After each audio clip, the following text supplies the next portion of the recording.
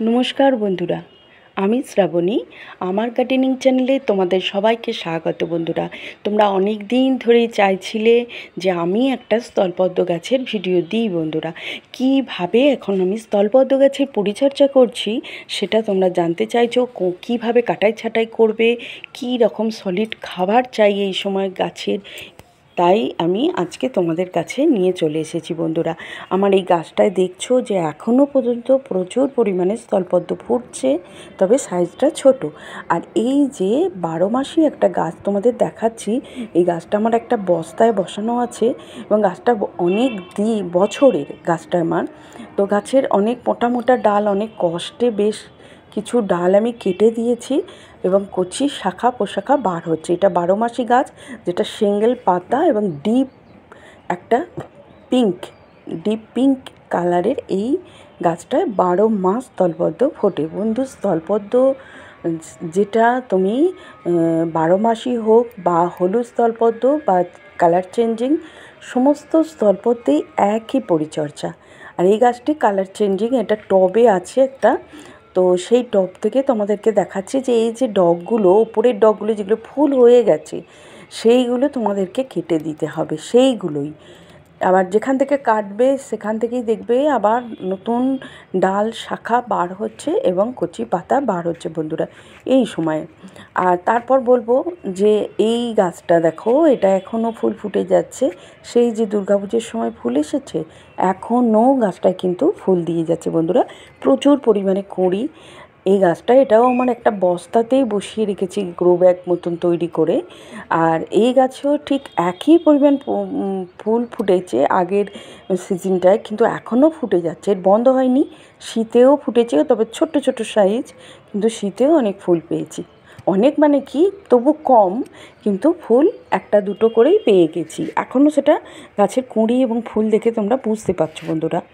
তো এই গাছটা আমি মাটি বদলাইনি, শিকড়ও কাটা হয়নি, কিন্তু ডালগুলো আমি যেখান থেকে ফুল ফুটে গেছে তার ওপর থেকে আমি কিছুটা কেটে বাদ দিয়ে দিচ্ছি। তোমাদের যদি টবের নিচে দিয়ে শিকড় বার হয়ে যায়, সেক্ষেত্রে কিন্তু তোমাদের কিছুটা করে শিকড় কেটে বাদ দিতে হবে, মাটিটা বদলে দিলেই ভালো হয়।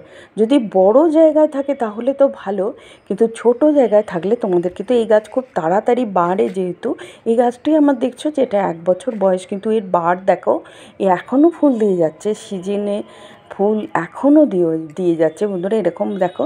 আর এই যে পাশে একটা ছোট্ট মতন আছে দেখো, এই 3 মাস মতন এনেছি বাড়িতে এসেও, এই নার্সারি থেকে আনার পর গাছটি প্রচুর ফুল দিয়েছে। এটা হলুদ একটা স্থলপদ্ম, আর এইটা মোটা, এটা 1 বছর বয়স। আর পাশেরটা দেখালাম যেটা, যাই হোক। এবার আমি মাটিটাকেও খুঁচিয়ে দিচ্ছি, কিন্তু একটা সলিড খাবার এই সময় দরকার গাছের, যেহেতু গাছ এখন বাড়ন্তটা বেশি হবে, তোমার ডাল শাখা বেশি বার হবে এবং প্রতি শাখায় তোমার থোকা থোকা কুঁড়ি এই সময় আসতে শুরু করে দেবে। তাই আমাদের অবশ্যই পুরনো ডালগুলো তোমাদের কিন্তু কাটাই করে দিতে হবে। অল্প যদি কাটতে পারো ভালো, গাছ অনুযায়ী কাটতে হবে। গাছের যেমন হেলথ, যদি ভালো হেলথ থাকে বেশ খানিকটা করে কেটে দিলে, যদি ছোট হেলথ থাকে কম করে কাটলে। প্রথমেই দেখাচ্ছি গোবর সার, পুরনো গোবর সার শুকনো করা একদম। আর তারপরে এই যে এই খাবারগুলো দেখো, তোমরা গোবর সারের পরিবর্তে অবশ্যই ভার্মি কম্পোস্টও দিতে পারো, যে কোনো।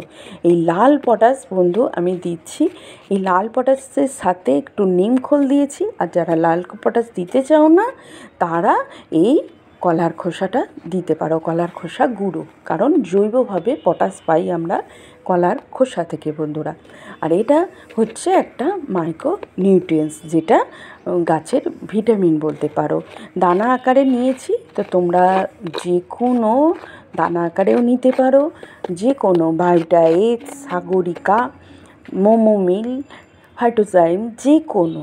আর এই দেখো, এই যে 6 মাস না 3 মাস আগে আমি এনেছিলাম হলুদ যেটা স্থলপদ্ম, সেটারতেও ওই একই খাবার আমি দেবো, যেহেতু স্থলপদ্ম এখন বাড়ন্তর সময়। তা তোমরা এইভাবে এই খাবারটাকে করে নিতে পারো, মিশিয়ে নেবে। তবে হ্যাঁ, আমি বলবো যে স্থলপদ্ম জবার গোত্রীয় গাছ, জবা গাছের মতোই এই গাছ কিন্তু ভীষণ ফুডি। আর একটাই সমস্যা হয়, জল বসার সমস্যা হয়, গাছ তখন ঝিমিয়ে পড়ে এবং গাছটি মরে যায়। সেক্ষেত্রে তোমাদের ড্রেনেজ ব্যবস্থা কিন্তু খুব ভালো করতে হবে। এবার ওই যে খাবারটা আমি মেশালাম সেটা পুরো কিন্তু একটা মাটিতে মিশিয়ে আমি দিচ্ছি, সরাসরি গাছের গোড়ায় দিচ্ছি না। সেইখান থেকে মাটি নিয়ে দেখো আমি হলুদ স্থলপদ্মটায় দিচ্ছি, আমার এই যে বড় স্থলপদ্মটায় দিচ্ছি। আর এই যে গোবর সার অবশ্যই দেবে, গোবর সারের মধ্যে প্রচুর পরিমাণে ফুল শাখা বার হবে তোমাদের। তো সেক্ষেত্রে বলবো যে গোবর সারের পরিবর্তে কিন্তু তোমরা ভার্মি কম্পোস্ট ইউজ করতে পারো। আর এই যে দেখছো আমি মাটি খুঁড়ে নিয়ে এই যে মাটির সঙ্গে যে সারটা মিশিয়েছি সেটা দিলাম, তারপরে গোবর সার দিয়ে দিলাম। বন্ধুরা তোমরা আমার এই কটা 4টে গাছের মধ্যে দেবো খাবারগুলো, তাই মিশিয়ে এইভাবে রেখেছি। তোমরাও তোমাদের গাছ থাকলে ঠিক এইভাবে পরিচর্যা করো, জল দাও, ভালো রকম রৌদ্রে রাখো, আর এইভাবে শাখা পোশাখাগুলো কাটো। রোগ বলতে মিলিবাক্সের আক্রমণ হয় এবং মিলিবাক্সে গাছটিকে শেষও করে দেয়। দেখা মাত্রই তার কিন্তু তোমরা একটা ব্যবস্থা করো। যদি রাসায়নিকভাবে দাও একতারা দেবে, আর ঘরোয়া ট্রিটমেন্টে যদি গাছটাকে নিচু করে যদি সার্ফ বা ডিশওয়াশার বা শ্যাম্পু দিয়ে হাতে গ্লাভস পরে যদি ধুয়ে নাও, ধুয়ে নেবে। তাহলে বন্ধুরা আজ তাহলে আসি, দেখা হচ্ছে তোমাদের পরের কোনো ভিডিওয়। যারা আমার পাশে ছিলে তাদের অসংখ্য অসংখ্য ধন্যবাদ বন্ধুরা। তোমরা এরকম একটা ভিডিও চেয়েছিলে, আজ দিয়ে দিলাম। নমস্কার বন্ধুরা।